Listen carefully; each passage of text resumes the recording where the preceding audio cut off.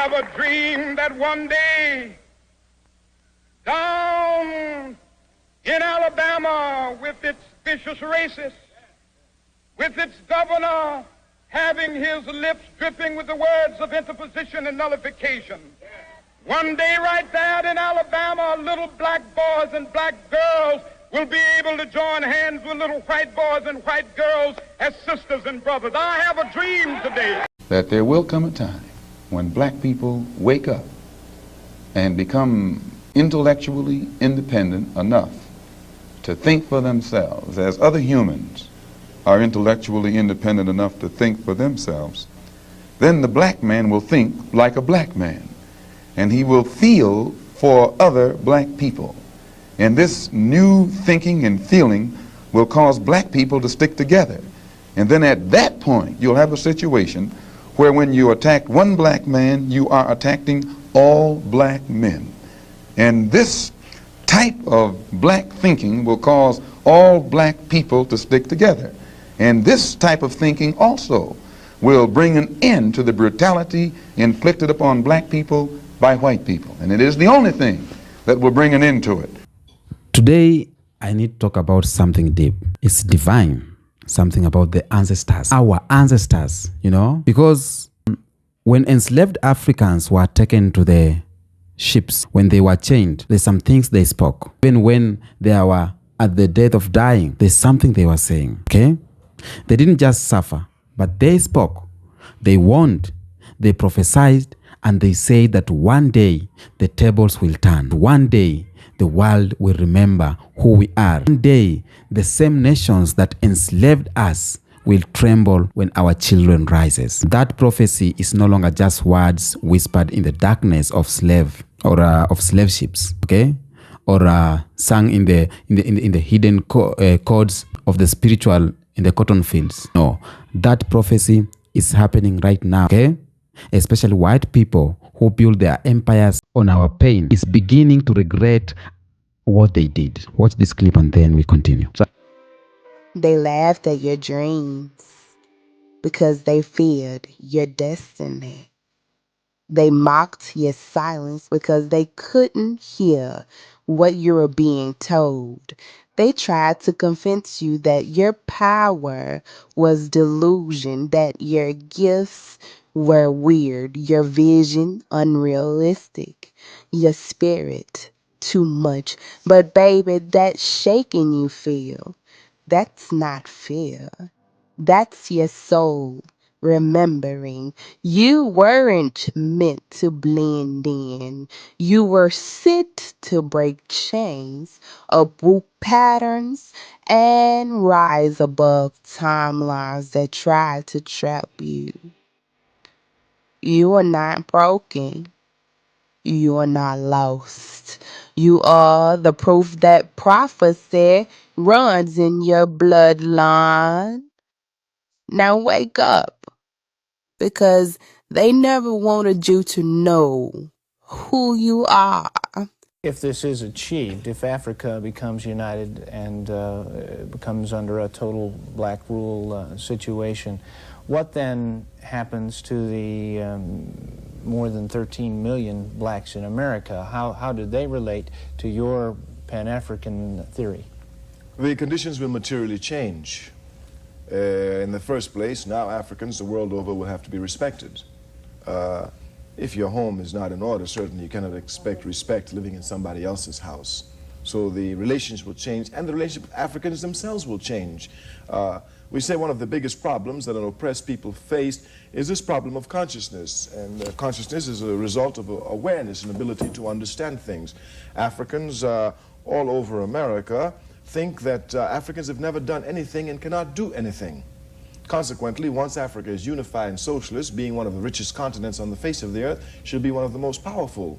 Consequently, their relationship vis-a-vis Africa will change, and vis-a-vis other citizens of the world, other nations and races of the world. And any human being, anywhere, is well within his right to do whatever is necessary, by any means necessary, to protect his life and property, especially in a country where the federal government itself has proven that it is either unable or unwilling to protect the lives and property of those human beings.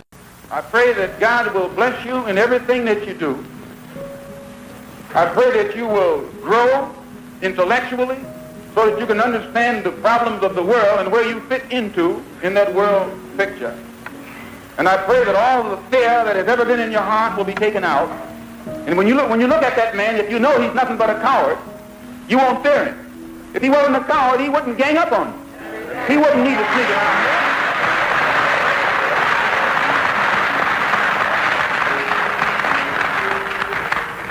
This is how they function. They function in mobs. That's a coward. They put on a sheet so you won't know who they are. That's a coward. No.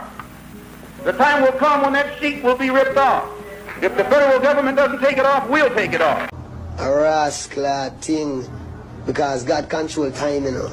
That means how long you want to be giddy, did. Man have to make up his mind because he can't outlive time.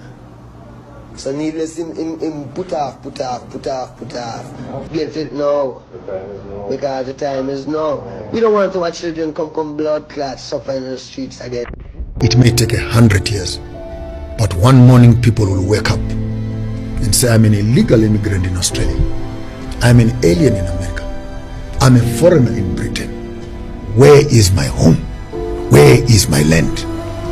And these small little pieces of land that you have taken for yourselves and build yourself lush houses, these small little properties that you beat your chest around, you're going to leave your children with a big, heavy 1 milestone hanging on their necks. And when that generation comes up, you are fortunate enough you're still with us. They're lucky. Ask me why. Ask me why. Why? You still believe in Jesus. If a man claps you one cheek, Turn the other cheek. give him the other cheek. If a man takes your jacket, give him the waistcoat also. If a man forces you to walk with one, walk 2 miles. But as we are teaching right now, an African spirituality, going back to our roots, and we are weaning the children away from the titi of Christianity into their African roots. They will want access to their rivers. They will want access to their forests. They will want access to their mountains, where they can practice their own spirituality. And when that day comes, you will wish you had listened to my instructions. I am saying this futuristic, in a futuristic way. This is a prophecy I'm giving you.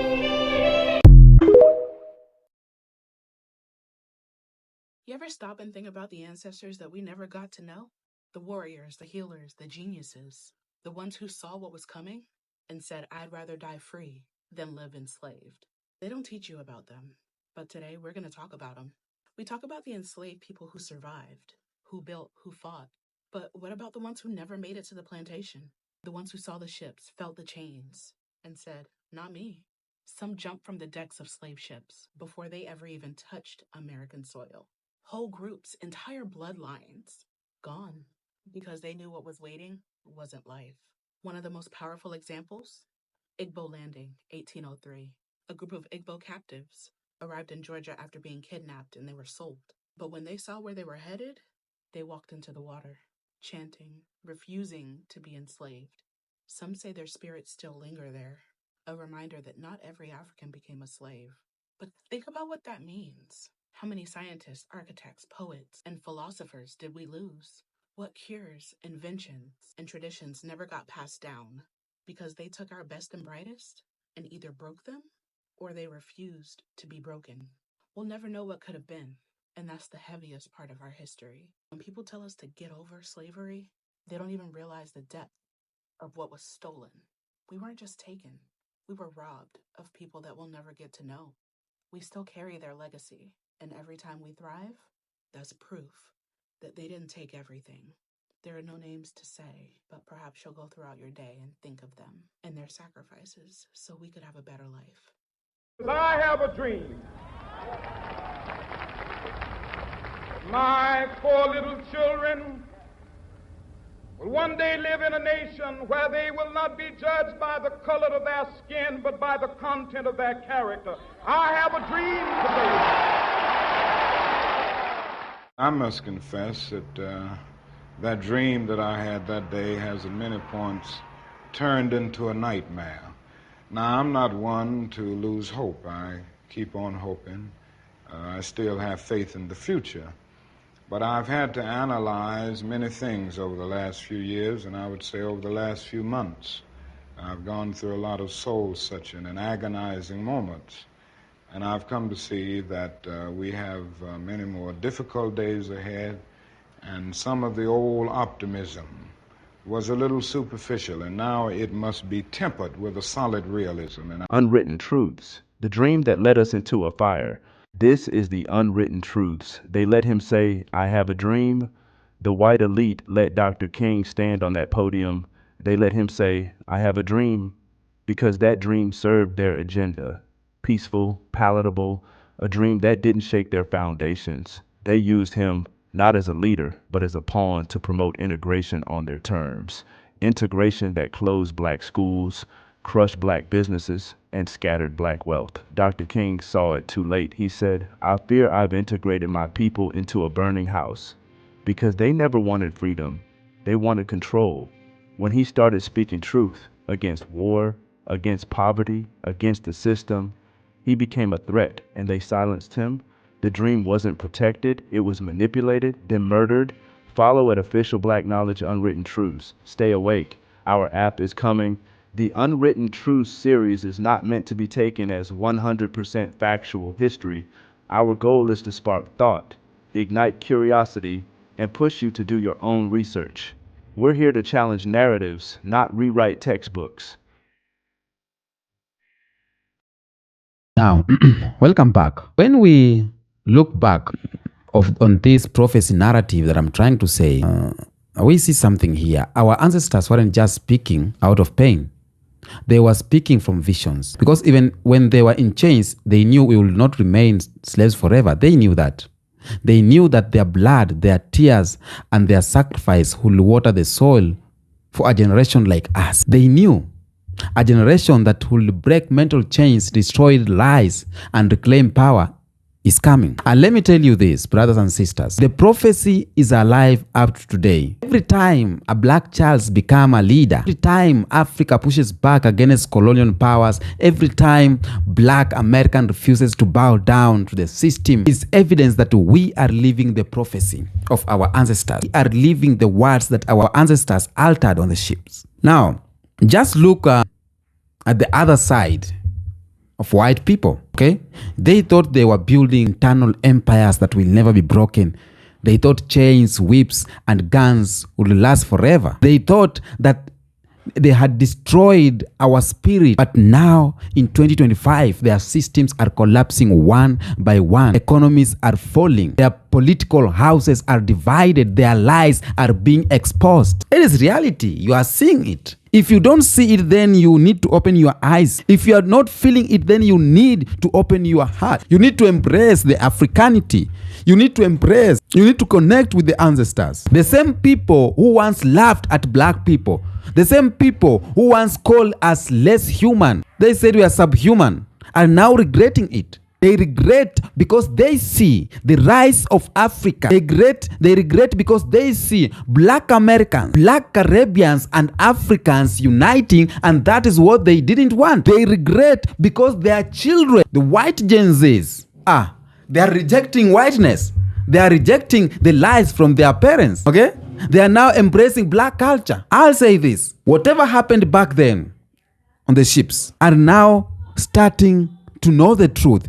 They are now starting to know their ancestors lied to them about building their nations from hard work. It is prophecy. Our ancestors spoke, and it is happening right now, okay? The same people who once laughed, they are now crying. And the same people who cried are now laughing. So the prophecy is coming true, and regret is hunting them. So this video that I'm bringing to you today, please find your time and watch up to the end, okay?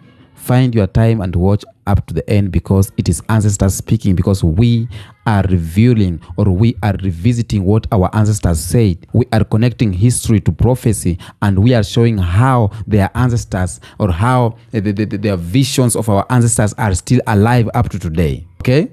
Now, I want us to picture the ships. I don't have the pictures, but I want us to picture the ships, picture the iron shackles biting into black skin, picture the cries of black men, the cries of black women, the cries of children torn from Africa. Picture this. They were carried into a future they could not see with their eyes, but could feel in their spirit. Even in that moment of terror, our ancestors spoke. Some whispered in African tongues, some sang in coded hymns, and some prayed in secret. They all carried one message, that this is not the end. That one day our children will rise and the world will be forced to face the truth. They said that. And that's why when we hear spirituals like "We Shall Overcome," or when we read about slave revolts led by leaders like Nat Turner, Queen Nani of the Caribbean, or of the Maroons, or Sam Shape, we are not just reading about rebellion, we are reading about prophecy. They didn't believe slavery would last forever.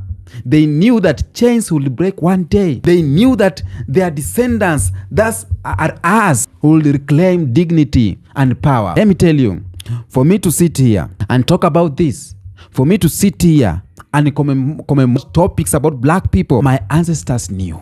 It is prophesied. I'm fulfilling the prophecy of our ancestors. For you watching this video and commenting and liking and sharing, you are doing the work that was prophesied. You are not just coming across my video by accident. No, it is by design that you have to watch this today, and so that something must trigger in your brain. So all of us, we were prophesied. Okay? So ancestors were right. For example, the same Europe that carved up Africa, they sat down in Berlin Conference in 1884 and they carved Africa. They are now trembling. They are trembling because African nations are rejecting Western control right now. The same America that once forced black people into cotton fields now depend on black culture, black invention, black labor, and black resilience just to survive. Now, there are prophecies in action. Even when you see Ibrahim Traore, when you see the youths of Kenya rising, the youths of Ghana rising, the youths of Nigeria, the youths of South Africa rising, it's God's work, or our ancestors, what they prophesied, the vision they saw, it is coming to the truth. Because our ancestors couldn't always speak openly, okay? If they shouted their truth, the whip came down. So what they did is that they used codes, they hid message in songs, in prayers, in dances, and in folk tales. You hear me? So when they sang, follow the drinking God, follow the drinking God, it was not just a song, okay? It was a roadmap to freedom. When they told stories about flying Africans returning home, it was not fantasy. It was a vision that Africa would one day call her children back. So if black Americans are coming back to Africa, if we are uniting, we see black Americans in the streets of Nairobi, in the streets of Accra, Ghana. It was prophesied in the song. It was prophesied in the folktales that I see Africans returning home.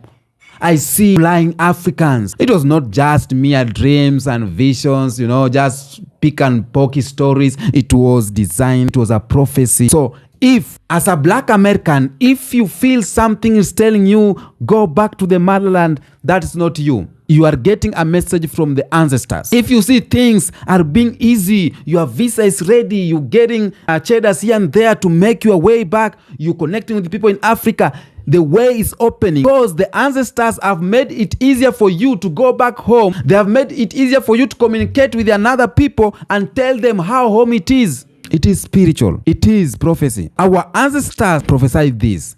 Look around today, black Americans reconnecting with Africans. Our ancestors also warned what they build on our blood will not last. And right now we are seeing that. France built its empire. France built, oh my goodness, they built the entire nation with the blood of black people. But what's happening right now? Their own people are eating within themselves. Okay? White nations build empires on slavery and colonization, but now their economies shake like leaves in the wind.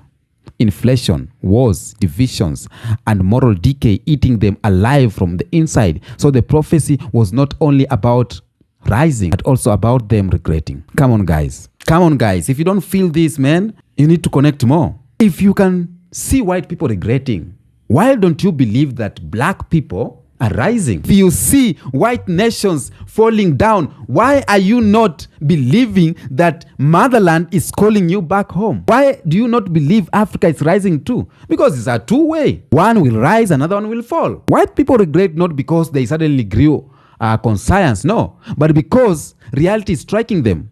They regret enslaving the very people whose strength, creativity, and intelligence is now dominating the culture. You see on what is happening right now, it is a world champion competition, the athletic competition in Japan. Gold medals that are being won with America, most of them are being won by black people. Kenya is at number 2, okay, on the list.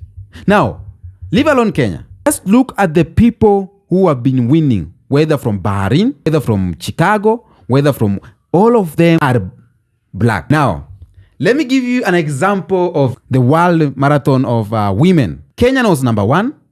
Ethiopian was number 2. Number 3 came a brown girl who is from Uruguay, who is an Afro-Latino. All of these are dark-skinned people, dark and brown people. And this is to show you clearly that we are the influence. So, what do you want to believe? If you don't believe that, what else do you want to believe? Maybe if your mind is fully brainwashed, that's what you will never believe. Black people are the greatest people to ever live. But I'll tell my white brother and sister, the regret is too late because our ancestors already told them, what you told us will one day return to you. What you did to us will one day to you. And now white youths in America and Europe have lost in confusion. Many reject the whiteness because it carries shame. Yes. They want to dance like black people. They want to dress like black people. They want to sing like black people. Okay? So prophecy is not just about tomorrow.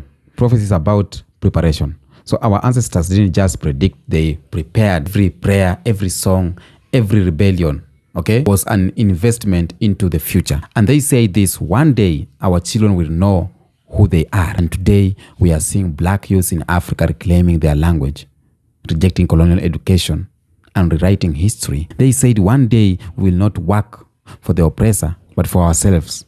Today we are seeing black and black business, black entrepreneurs, black inventors, black leaders are building businesses, communities, and empires outside the white control. Even the rise of Pan-Africanism, the unity of Africans and the diaspora is prophesied fulfilled. Now, let me give you an example. Why is this prophecy fulfilled? I see African content creators. I am here. I connect. I didn't know one day I will come to talk about this. I see people like African Streamline. I see people like Explorer. I see people like Eugene Doc Stories. I see people like they are trying. When they were growing up, I'm very sure, 100%, they didn't know one day they will come out and speak about this and talk about Africans and talk about black people, because maybe somebody was to be a doctor, to be a footballer, but they found themselves doing this. I have my friend who is doing content creation, who is doing this kind of topic. And he was an Uber rider, a motorbike rider. And let me tell you, one day he saw a vision of connecting black people. And now he's here. So this is prophecy fulfilled. It was prepared for long and it is coming. And it is here. And the collapse of white system, it's open. Because let's not ignore what is happening in white nation. Because our ancestors told us too. They say that the same ships they used to carry us will one day carry their own downfall. Look at France. Look at America. Okay? White systems are collapsing, not just financially, but morally, spiritually, and culturally. Their churches are empty, while African churches are overflowing. Their youths are depressed, while black youths, they find strength in identity. Their governments are weak, but African nations find new courage. And this is exactly what our ancestors spoke. You may rule for a season, but your kingdom will fall when the truth rises. So family, Africa today, for centuries, the world called Africa poor. But I wonder, they call us poor and they were coming here day after day. Okay? They call us backward, helplessness, But that was never the truth. That was propaganda used to justify exploitation. Our ancestors whispered from the plantation that one day Africa will rise again. And now, in our generation, we are seeing that. African youths are rising. They are marching in the streets, challenging corrupt leaders, rejecting Western exploitation, and demanding liberation. So, from the Democratic Republic of Congo all the way to Kenya, South Africa, Nigeria, young Africans are saying that enough is enough and we will not be puppets of the Europe okay, and America anymore. Even the West African nations like Mali, Burkina Faso, and Niger are throwing the French influence outside. Okay, so it is happening. Let us not pretend it's not happening. It is happening day by day. So our ancestors saw this future. The world will bow down. The future is Africa-centered. The future is black-led. The future is unity across oceans. The future is liberations for every system of oppression. Here is the deepest regret of white people, that they ever thought it could come to this. Because every action they took against us only made us stronger and stronger. Every chain forged on us made us stronger. Every whip struck a deeper resilience. Every stolen child planted a seed of return. Grand rising kings and queens, I wish you to remember this, or I want you to remember this. We are the dream of our ancestors. We are the prophecy fulfilled, are the nightmare of white supremacy and the hope of the black liberation. Until next episode, peace out.